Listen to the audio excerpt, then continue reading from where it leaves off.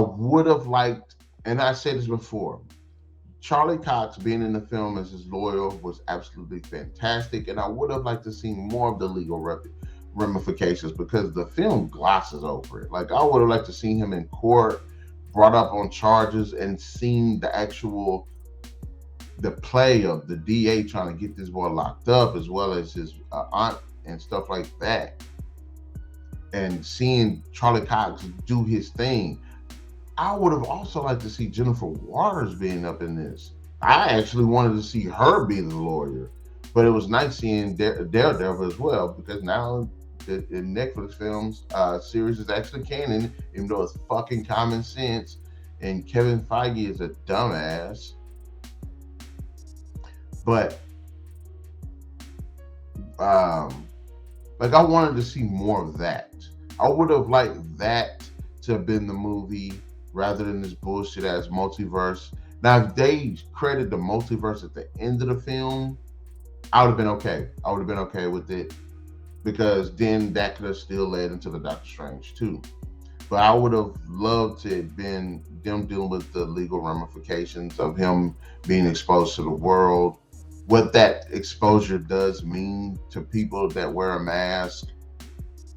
See, and that could have potentially brought in more, again, Jennifer Waters. I'm glad it did bring Daredevil in. But that also could have introduced another villain that could have capitalized on knowing he's Spider-Man. Aunt May dies in the film. Spoiler alert.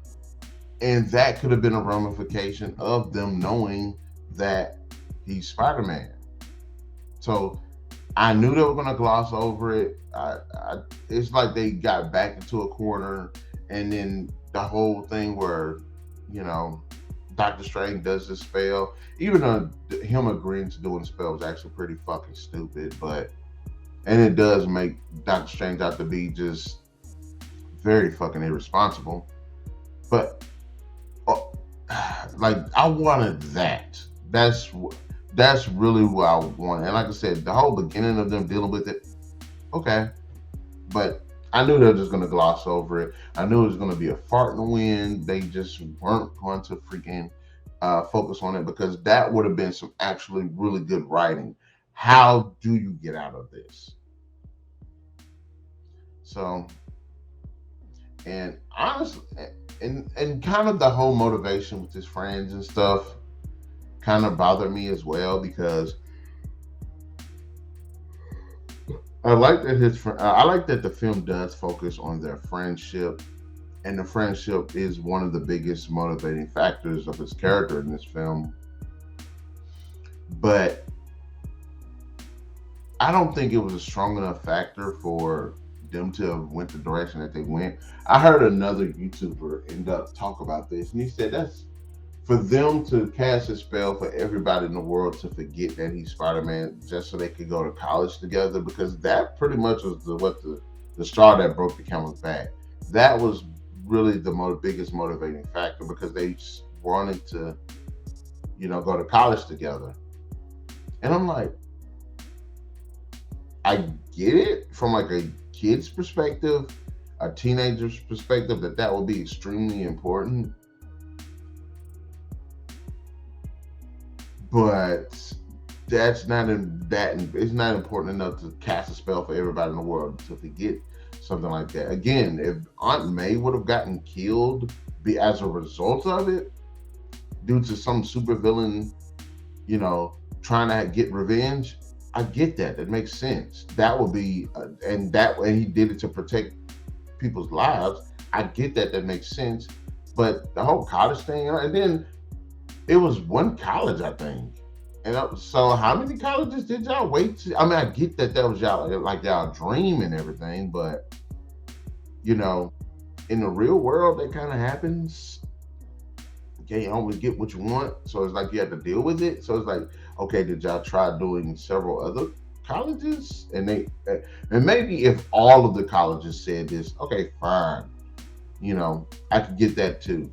And even there's a moment in the movie where Doctor Strange is in the middle of casting this extremely powerful spell, and Peter does not shut the fuck up, which leads to the spell messing up. But he's like, You didn't even talk to the college to see if you can get, you know, the rejections appealed or something. And he's like, no, I didn't know you could do that. And then that's when he closes the door, and I'm like, you know what? That was just dumb. Really? So his Aunt May didn't tell him that. Happy didn't tell him that. The other two didn't think about it. So, like issue, like those, I was like, oh my gosh, that bothered me. I didn't like that. That was not. And like I said, in real life, you should get used to that because a lot of people that are talented, that are smart, get rejected from college. You know, despite the fact that they're more than well qualified to be there. So it could have been a hell of a lot better reason. And then another issue I have with the film is the fact that they try to, okay, they're villains, and to some extent, I like the sympathetic card that they're all dealt. Norman Osborn becomes the Green Goblin to try to save his company. I mean, he does it unintentionally, but he ultimately did it because he tried to save his company. Dr. Ock becomes the way he is because he's trying to do this experiment. He accidentally kills his wife, and he's trying to. It's one of those moments where a character sees power, and he's trying to attain it. Now he does it for different reasons. Like he wants to have renewable energy. Just basically, he's a mad scientist. Okay, I can get behind that.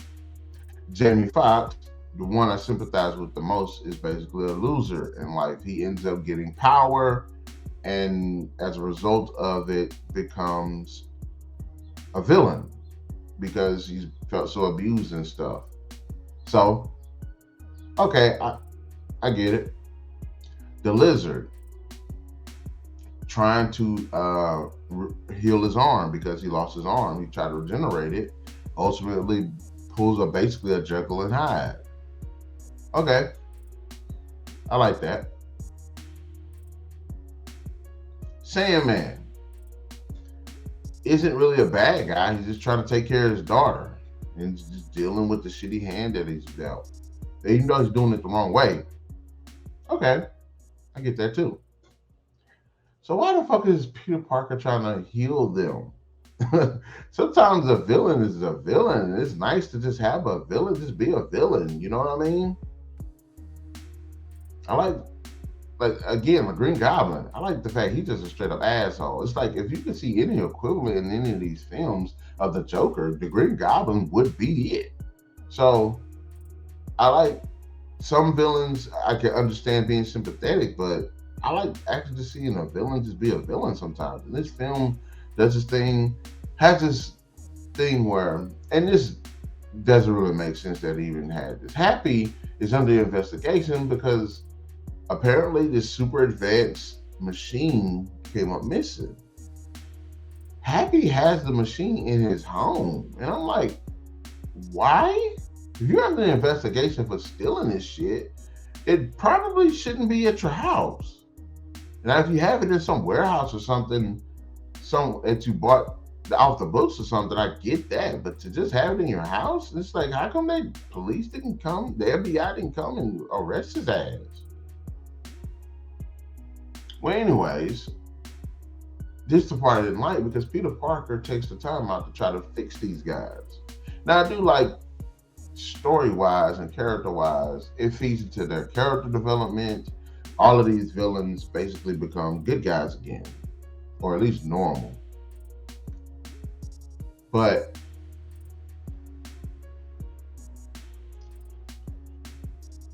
this is the issue. Conveniently, he ends up basically finding a cure for all of them.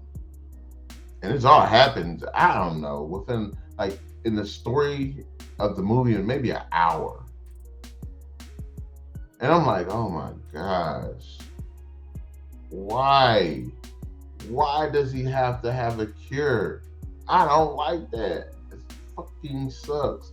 And a lot of it is, if you look at Doc Ock, when Peter finally gets to him in the story, They have a conversation in the middle of a fight, and that's when Doc Ock wakes up. He becomes aware that he's doing all these bad things, and he ultimately sacrifices himself to save everybody, to save the city. And Tom Holland just pretty much undoes that. Now, I want to say this too. I don't care what nobody says. I'm with a lot of people when it comes to Tom Holland's Spider-Man. I think he's a good Spider-Man, but he utilizes Stark tech way too freaking much, and it takes away from his character. Now, in the middle of the fight between him and Doc Ock on the bridge, he sprouts out the legs, and that was probably the only scene where I was like, I like the fact that he has a Stark tech, because it made for a very entertaining fight sequence with Doc Ock. Now, outside of that, outside of that, it was his. It's not. It doesn't feel like Peter Parker. It feels like Tony Stark. It feels like anybody could have been wearing the suit, doing all of this stuff, and not Peter Parker. And you don't want that feeling. In the other two films, it felt like Peter Parker was doing all this stuff, but in this one, it feels like Iron Man. If anybody can get into the suit, you can pretty much be Iron Man, and it feels like the same thing. And then that's ultimate. That's how he ends up. I need to stop saying ultimate. That's how he ends up beating Doc Ock. Excuse me. It's pretty much because of the Stark tech, and I'm like, and it's so silly how he does it. It pissed me off. I actually did not like that. I would have liked it. I thought in the trailer you see Doc Ock tear a piece of Peter's outfit off, the nanite, part of his costume off, and the nanites fuse with his arms. I'm like, okay, cool. Now we get a souped up Doc Ock. Awesome. You get Doc Ock's technology mixed with that of Tony Stark, that's going to be freaking awesome. He's going to be just a badass. And that doesn't happen. Peter ends up hacking the nanites to take control of Doc Ock's suit. And I'm like, and then he actually utilizes that to restrain Doc Ock. And I'm like, are you freaking kidding me? That's so stupid. That's so lazy. And I'm like, okay, I would have been more glad to see him utilize his tentacles to absorb the nanites from Peter's suit, souping up his own tentacles, and then Peter has to deal with no costume, but him having to deal with the souped up Doc Ock without Stark tech. So basically, him having the suit backfired, and now Doc Ock has the power to use the suit. Absorbs the nanites into his arms and stuff. So Peter has to deal with him like his regular Spider-Man suit, which he dons at the end of the movie. And I'm like, wow, they did that to Doc Ock. Again, the whole bridge sequence is just freaking awesome. One of the best sequences in Spider-Man cinema. It's awesome. But they just dropped the ball with some of the humor that they put in. Ned's character, for what? Now, Ned is one of those characters, like, I fucking hate Ned. I wish his character would have took the glider instead of Aunt May, because he is such a freaking annoying character. And what he does in the film, what he brings to the film, is questionable. It's very questionable, especially since a lot of stuff that's going on seems very convenient. And like I said, I like the movie's entertaining, but there's a lot of conveniences in this film. Things happen because they just happen with no explanation. Ned ends up developing ability to utilize magic. to a certain extent.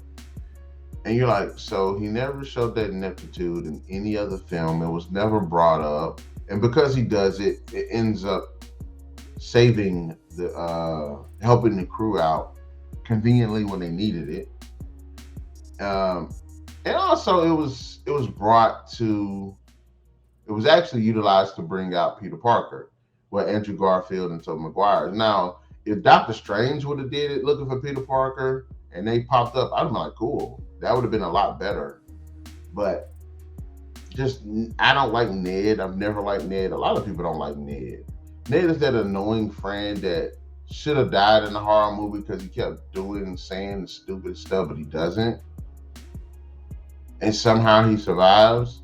Hell, a lot of times the main character sacrifice himself for this character. You're like, why this character just don't die? I don't like Ned. I never liked Ned. He's always just been just a stupid character. What he brings to this film emotionally wise, especially the relationship that's really pronounced in this film between the three. I liked it. I would say I do like that, but also I still don't like his character.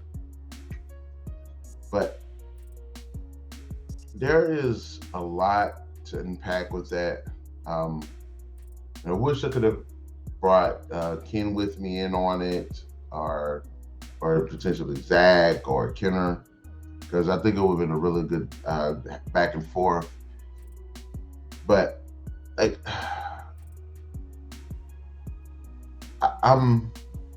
there's still so much to delve into. What led up to Aunt May's death?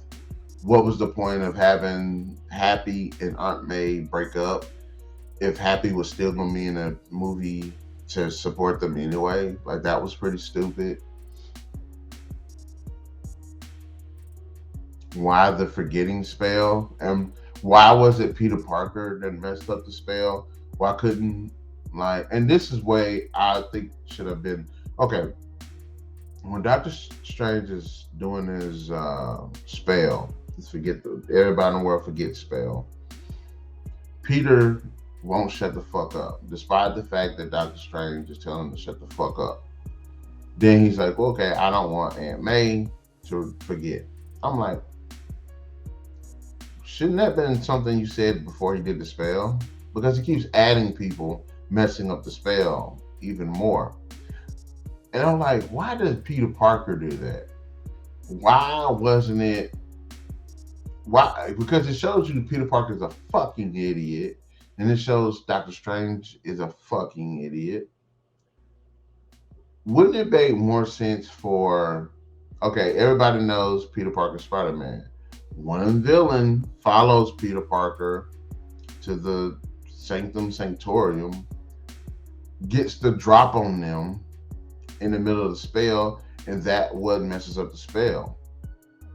You could have introduced the new villain, and you could have made a more capable way of the spell being a more probable way of the spell messing up.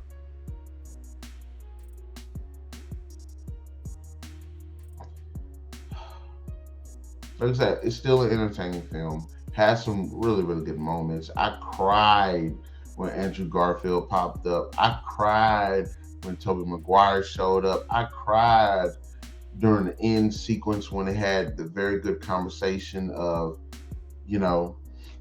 everybody, Tobey Maguire watching Uncle Ben die, Andrew Garfield watching Gwen Stacy die, as they're trying to console Tom Holland because Aunt May died.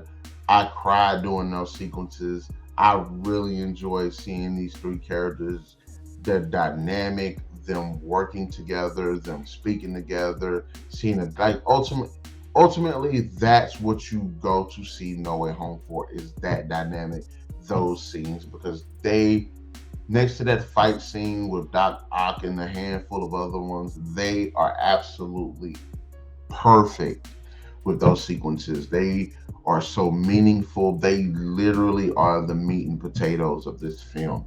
All that speculation, all that denying, all that lying, it was worth it. It was worth it. That's one of those moments that I've seen happen where it's like it makes comic book history. Just like the moment when the Avengers first got together, great. Endgame, the moment where you see all of the heroes as an army fighting all of Thanos' forces. The moment in Justice League, the Snyder Cut, when you finally see the Justice League standing together.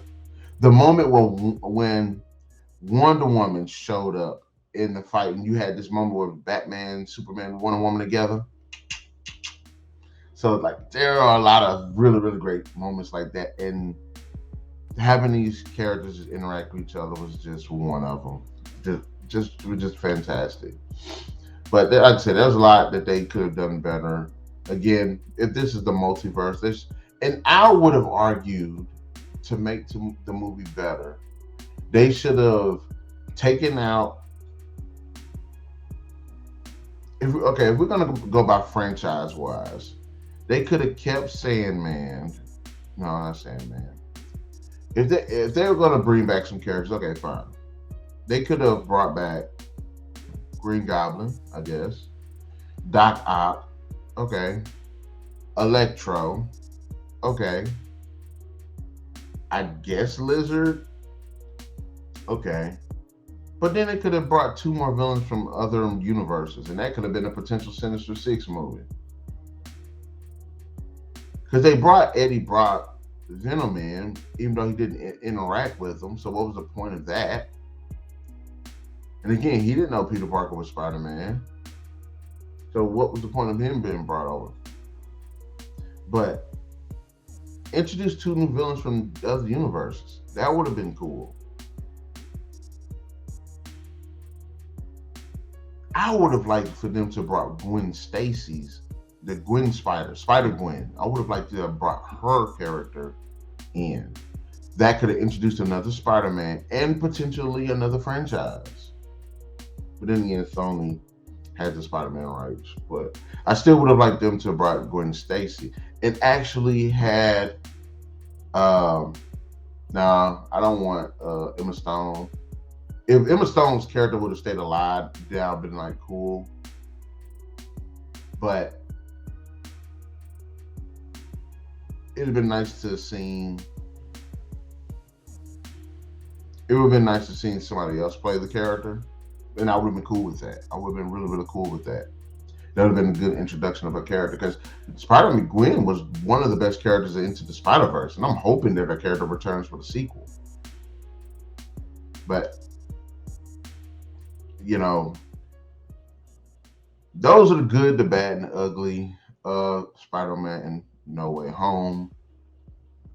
And I just want you guys in the comment section below, let me know, what are your thoughts? What were some of your favorite moments? What were some of the moments that you didn't like so much? What were some of the things that they could have done better? Because honestly, they could have did a lot better with this film.